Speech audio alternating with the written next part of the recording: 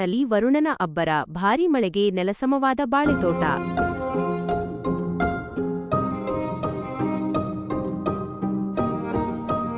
ಡಿಪಾಳ್ಯದ ಚಿಲಮ್ಮನಹಳ್ಳಿ ರೈತ ರಾಜಣ್ಣನಿಗೆ ಲಕ್ಷಾಂತರ ರೂಪಾಯಿ ನಷ್ಟ.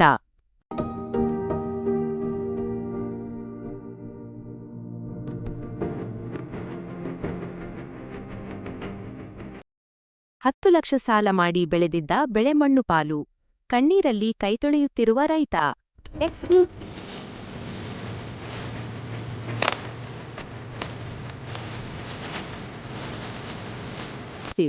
ಇನ್ನು 15 ದಿನಗಳಿದ್ದಿದ್ದರೆ ಕೈಗೆ ಬರುತ್ತಿತ್ತು ಫಸಲು. 25 ಲಕ್ಷ ರೂಪಾಯಿ ನಷ್ಟದ ಆತಂಕ.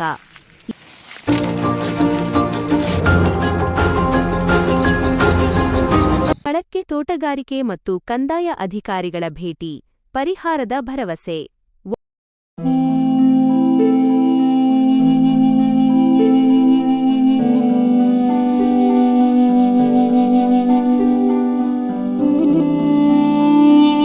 ತಾಲೂಕಿನ ಡಿಪಾಳ್ಯ ಸದ್ಯ ಕಣ್ಣೀರಿನ ಕಡಲಾಗಿದೆ. ಬುಧವಾರ ರಾತ್ರಿ ಸುರಿದ ಭಾರೀ ಗಾಳಿಮಳೆಗೆ ಚಿಲಮ್ಮನಹಳ್ಳಿಯ ರೈತ ರಾಜಣ್ಣ ಎಂಬುವವರ ಇಡೀ ಬಾಳೆತೋಟವೇ ನೆಲಸಮವಾಗಿದೆ. ಕಷ್ಟಪಟ್ಟು ಬಂಗಾರದಂತೆ ಸಾಕಿದ್ದ ಬಾಳೆಮರಗಳು ಇಂದು ಮಣ್ಣು ಪಾಲಾಗಿವೆ. ಹೌದು, ರೈತ ರಾಜಣ್ಣ ಬರೋಬ್ಬರಿ 10 ಲಕ್ಷ ರೂಪಾಯಿ ಸಾಲ ಮಾಡಿ ಈ ಬಾಳೆತೋಟವನ್ನು ನಿರ್ಮಿಸಿದ್ದರು. ಇನ್ನೇನು 15 ದಿನ ಕಳೆದಿದ್ದರೆ ಇಡೀ ಬೆಳೆ ಕೈಗೆ ಬರುತ್ತಿತ್ತು. ಕನಿಷ್ಠ 20 ರಿಂದ 25 ಲಕ್ಷ ರೂಪಾಯಿ ಆದಾಯದ ನಿರೀಕ್ಷೆಯಲ್ಲಿದ್ದ ರೈತನಿಗೆ ಪ್ರಕೃತಿ ಕಟುವಾದ ಆಘಾತ ನೀಡಿದೆ. ಕೈಗೆ ಬಂದ ತುತ್ತು ಬಾಯಿಗೆ ಬರದಂತಾಗಿದ್ದು, ರೈತ ರಾಜಣ್ಣ ಮಾಧ್ಯಮಗಳ ಮುಂದೆ ಕಣ್ಣೀರಿಡುತ್ತಾ ಸರ್ಕಾರದ ಸಹಾಯಕ್ಕಾಗಿ ಅಂಗಲಾಚುತ್ತಿದ್ದಾರೆ. ದೀಪಾವಳಿ ಹೋಬಳಿ ಚಿಲಮನಹಳ್ಳಿ ಗ್ರಾಮ. ನಮ್ಮ ಹೆಸರು ರಾಜಣ್ಣ ಅಂತ, ಸಣ್ಣ ಶ್ರೀರಾಮಪ್ಪ. ನಾವು 2 ಎಕರೆಯಲ್ಲಿ ಬಾಳೆ ಹಾಕಿದ್ವಿ. ಸಾಲ ಮಾಡಿ ಒಂದು 10 ಲಕ್ಷ ಸಾಲ ಮಾಡಿ ಬೆಳೆ ಹಾಕಿದ್ವಿ. ರಾತ್ರಿ ಬಿದ್ದಿದ್ದು ಮಳೆ ಗಾಳಿಗೆ ಆಲಿಕಲ್ಲು ಬಿದ್ದು ನಮ್ಮ ಬೆಳೆ ಎಲ್ಲ ನಾಶ ಆಗಿದೆ. ನೋಡಿ, ಬಾಯಿಗೆ ಬಂದಿರೋ ತುತ್ತು ಕೈಗೆ ಬಂದಿರೋ ತುತ್ತು ಬಾಯಿಗೆ ಬಂದಂಗೆ ಆಗ್ಬಿಟ್ಟೈತೆ. ಸರ್ಕಾರ ಎಚ್ಚೆತ್ಕೊಂಡು ನಮಗೇನು ನಷ್ಟ ಪರಿಹಾರ ಕೊಡ್ಸೋಕ್ಕೆ ನಾವು ಮನವಿ ಮಾಡ್ತಾ ಇದ್ವಿ. 10 ಲಕ್ಷ ರೂಪಾಯಿ ಸಾಲ ಮಾಡಿ ಈ ತೋಟ ಮಾಡಿದ್ದೆ. ಇನ್ನೊಂದು 15 ದಿವಸ ಹೋಗಿದ್ದಿದ್ರೆ ಸಾಲ ತೀರಿಸಿ ಕೈಯಲ್ಲಿ ಕಾಸು ನೋಡ್ತಿದ್ದೆ. 20 ರಿಂದ 25 ಲಕ್ಷ ರೂಪಾಯಿ ಬೆಳೆ ಬರೋದರಲ್ಲಿತ್ತು. ಆದ್ರೆ ಬುಧವಾರ ಬಂದ ಭಾರಿ ಮಳೆಗೆ ಎಲ್ಲವೂ ಮಣ್ಣು ಪಾಲಾಯ್ತು ಸಾರ್. ಈಗ ನಾನು ಬೀದಿಗೆ ಬಂದಿದ್ದೀನಿ. ಸರ್ಕಾರವೇ ನಮಗೆ ಪರಿಹಾರ ಕೊಟ್ಟು ಕೈ ಹಿಡಿಯಬೇಕು.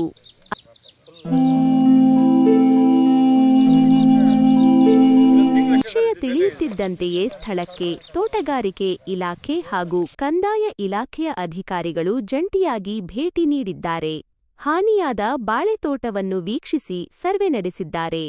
ನೊಂದ ರೈತನಿಗೆ ಶೀಘ್ರದಲ್ಲೇ ಸರ್ಕಾರದ ವತಿಯಿಂದ ಸೂಕ್ತ ಪರಿಹಾರ ಕೊಡಿಸುವುದಾಗಿ ಅಧಿಕಾರಿಗಳು ಆಶ್ವಾಸನೆ ನೀಡಿದ್ದಾರೆ. ಆದಷ್ಟು ಬೇಗ ಸರ್ಕಾರ ಈ ಬಡ ರೈತನ ನೆರವಿಗೆ ಬರಲಿ ಅನ್ನೋದೇ ನಮ್ಮ ಆಶಯ. ಕ್ಯಾಮರಾಮನ್ ಜೊತೆ RRS ನ್ಯೂಸ್, ಗೌರಿಬಿದನೂರು. ನಾವಿವತ್ತು ನಮ್ಮ ಒಂದು ಒಳ್ಳೆ ರೈತರು, ಬಾಳೆ ಬೆಳೆದಂಥ ರೈತ ಆನಂದ್ ರೆಡ್ಡಿ ಅವ್ರ ತೋಟದಲ್ಲಿದ್ದೇವೆ.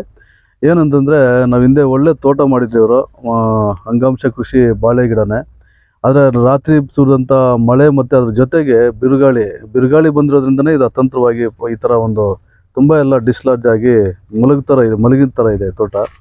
ಹಂಗಾಗಿ ಭಾಳ ನಷ್ಟ ಆಗಿದೆ ಅಂತ ನಾವು ಈಗ ನಮ್ಮ ಅಧಿಕಾರಿಗಳು ನಾವೆಲ್ಲ ತೋಟಗಾರಿಕೆ ಇಲಾಖೆ ವತಿಯಿಂದ ಬಂದು ಸ್ಥಳ ಪರಿಶೀಲನೆ ಮಾಡಿ, ಆಮೇಲೆ ನಮ್ಮ ರೆವಿನ್ಯೂ ಇಲಾಖೆಯ RI ಆದ ಶಿವಕುಮಾರ್ ಅವರು ಇದ್ದಾರೆ, ಮತ್ತು ಅವ್ರ VI ಇದ್ದಾರೆ.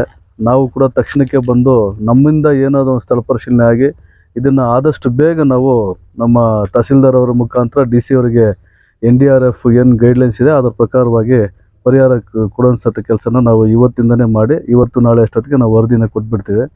ಆಮೇಲೆ ನಮ್ಮ ರೈತರಿಗೆ ನಮ್ಮ ಮನವಿ ಏನಂದರೆ, ಇಂಥ ಒಂದು ಅಕಾಲಿಕ ಮಳೆ ನಮ್ಗೆ ಈಗನೆಲ್ಲ ವೆದರ್ ಫೋರ್ಕಾಸ್ಟಿಂಗ್ ಬರ್ತಾನೆ ಇರ್ತವೆ, ಮಳೆ ಯಾವತ್ತು ಬೀಳ್ತದೆ ಯಾವತ್ತು ಬರಲ್ಲ ಅಂತೇಳಿ. ಅದನ್ನು ತಿಳ್ಕೊಂಡು ಒಂದು ಸ್ವಲ್ಪ ನಮ್ಮ ಅಧಿಕಾರಿಗಳ ಜೊತೆ ಟಚ್ ಇಟ್ಕೊಂಡು, ಇದೇನು ಗಾಳಿ ಮಳೆಗೆ ಓಕೆ, ಬಟ್ ಗಾಳಿ ಈ ಥರ ಆಗುತ್ತೆ ಅಂತ ಪಾಪ ಅವ್ರಿಗೂ ಗೊತ್ತಿರೋಲ್ಲ, ಇಲ್ಲಾಂದರೆ ಅವರು ಕ್ರಮ ಕೈಗೊಂಡಿರೋರು. ಅದೇ ಸ್ವಲ್ಪ ಟೆಕ್ನಿಕ್ಸ್ ನಮ್ಮಲ್ಲಿ ಇದೆ ಅಂತ ನಮ್ಮ ಮಂಜುನಾಥ್ ಅವರು ಹೇಳ್ತಿದ್ರು. ಆ ರ್ಯಾಪಿಂಗ್ ಮಾಡೋದು ಮತ್ತು ಆ ಗೊನೆಗಳನ್ನ ಕಾಪಾಡ್ಕೊಳ್ಳೋದು ಯಾವ ಥರ ಅಂತೇಳಿ, ಆ ಬೀಳ್ದಂಗೆ ಇನ್ನೂ ಸ್ವಲ್ಪ ಸ್ಟೇಕಿಂಗು ಕಡ್ಡಿ ಏನು ಕೊಡ್ತೀವಲ್ಲ ಅದನ್ನು ಸ್ವಲ್ಪ ಇನ್ನೂ ಸ್ವಲ್ಪ ಏನೋ ಮಾಡಿಕೊಂಡು ಆ ಥರ ಮಾಡ್ಕೊಂಡು ಮುಂದಿನ ದಿನಗಳಲ್ಲಿ ಅದೇ ಥರ ಯೋಚನೆ ಮಾಡ್ಕೊಂಡು ಹೋದರೆ ಒಳ್ಳೆಯದು. ಆಮೇಲೆ ಇದರಿಂದ ಏನು ನಷ್ಟ ಆಗಿದೆ ಅಂದ್ಬಿಟ್ಟು ನಾವು ಕರೆಕ್ಟಾಗಿ ನಮ್ಮ ತಹಸೀಲ್ದಾರ್ ಮುಖಾಂತರ ಕೊಡುವಷ್ಟೊಂದು ಕೆಲಸನ ಮಾಡೋಣ.